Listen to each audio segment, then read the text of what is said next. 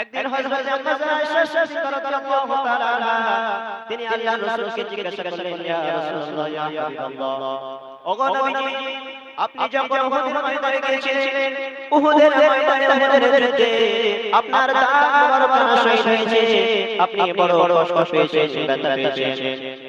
ওগো নবীজি, আপনার জীবনে এমন দিন গিয়েছে, আপনার জীবনে এমন সময় গিয়েছে যে উহুদের ময়দানে থেকে আপনি বড় বেশি কষ্ট পেয়েছেন, বড় বেশি ব্যথা পেয়েছেন।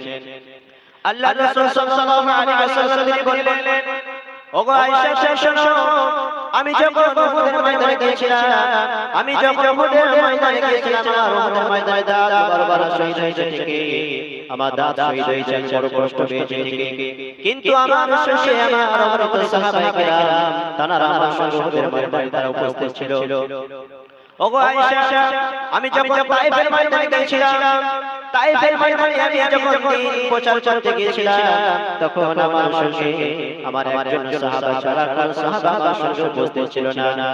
ওগো আয়েশা, সেই সময় আমি নিজেকে বড় অসহায় ভেবেছিলাম, সেই সময় আমি নিজেকে অনেক অসহায় মনে হয়েছিল। আল্লাহর রাসূল সাল্লাল্লাহু আলাইহি ওয়াসাল্লাম তিনি বললেন, আমি যখন তায়েফের কাছে বুক ভরা আশা নিয়ে, বুক ভরা ব্যথা নিয়ে তাদের কাছে যখন দ্বীনের দাওয়াত পৌঁছে দিলাম, তারা আমার দাওয়াতকে কবুল করল না, উপরন্তু তারা আমার উপরে ভীষণভাবে অত্যাচার অবিচার করেছিল। ওগো আয়েশা, আমি যখন তায়েফের কাছে দাওয়াত নিয়ে গিয়েছিলাম, তায়েফের ওই সমস্ত দুষ্ট মানুষেরা তারা তাদের ছোট ছোট ছেলেদেরকে আমার পেছনে চালিয়ে দিয়েছে।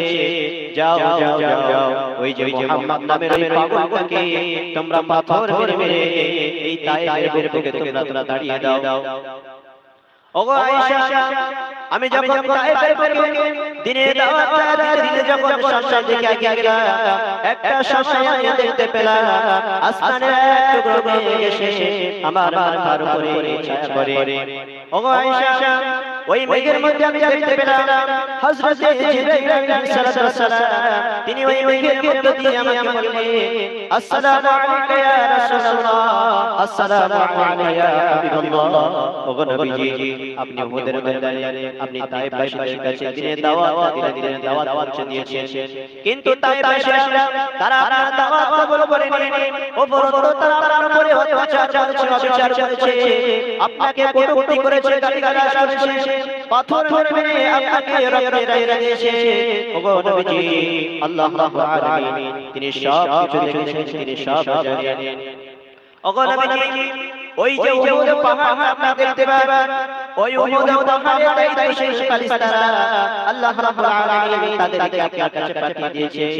ওগো নবীজি, আপনি তাদেরকে আদেশ করুন, তারা আপনাকে সাহায্য করবে, সহযোগিতা করবে।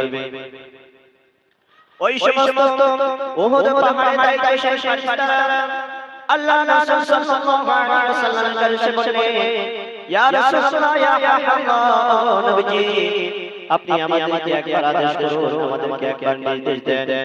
এই যে উহুদ পাহাড় আপনারা দেখছেন, এই উহুদ পাহাড় নিয়ে যারা আপনার উপরে অত্যাচার করেছে, অবিচার করেছে, যারা আপনাকে রক্তে রাইড়া দিয়েছে, যারা আপনার দাওয়াতকে মেনে নেয়নি, উপরন্তু আপনার উপরে গালিগালাজ করেছে, ওগো নবীজি, আপনি একবার আমাদেরকে আদেশ করুন, এই উহুদ পাহাড় নিয়ে এই সমস্ত তায়েফবাসীদেরকে যারা আপনার উপরে অত্যাচার করেছে তাদেরকে আমরা দুনিয়া ছেড়ে বিদায় করে দিই।